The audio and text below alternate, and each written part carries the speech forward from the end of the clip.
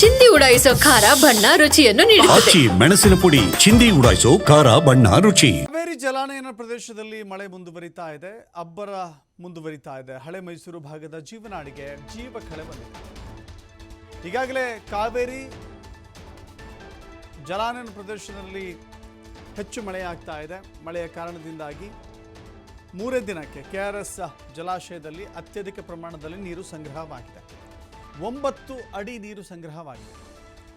100 ಅಡಿ ಭರ್ತಿಯತ್ತ KRS ಅಣೆಕಟ್ಟು ನಾವು ನೋಡ್ತಾ ಇದ್ದೀವಿ. ಡ್ಯಾಮ್ಗೆ ಯಥೇಚ್ಛವಾಗಿ ನೀರು ಹರಿದು ಬರ್ತಾ ಇದೆ. 22,000 ಕ್ಯೂಸೆಕ್ಗೂ ಅಧಿಕ ನೀರು ಹರಿದು ಬಂದಿದೆ. ಜಲಾಶಯದಿಂದ 630 ಕ್ಯೂಸೆಕ್ ನೀರನ್ನು ಹೊರಕ್ಕೆ ಬಿಡಲಾಗ್ತಾ ಇದೆ. 49.452 TMC ಸಾಮರ್ಥ್ಯ ಇರುವಂಥ KRS ಜಲಾಶಯ ಇದು. ಸದ್ಯ ಡ್ಯಾಮ್ನಲ್ಲಿ 21.282 ಬಹುತೇಕ ಅರ್ಧದಷ್ಟು ಅಥವಾ ಅರ್ಧಕ್ಕಿಂತ ಸ್ವಲ್ಪ ಕಡಿಮೆ ನೀರು ಈಗ ಸಂಗ್ರಹವಾಗಿದೆ. ಹಾಗೆ ನೋಡಿದ್ರೆ ಪೂರ್ವ ಮುಂಗಾರು ಸನ್ನಿವೇಶದಲ್ಲಿಯೇ ಪೂರ್ವ ಮುಂಗಾರು ಇರುವಾಗಲೇ ಇಷ್ಟೊಂದು ದೊಡ್ಡ ಪ್ರಮಾಣದಲ್ಲಿ ನೀರು ಸಂಗ್ರಹವಾಗ್ತಾ ಇದೆ. ಇದು ನಿಜಕ್ಕೂ ಕೂಡ ರೈತರ ಮುಖದಲ್ಲಿ ಮಂದಹಾಸವನ್ನು ತಂದಿದೆ. ಈ ಭಾಗದ ಜೀವನಾಡಿ KRS.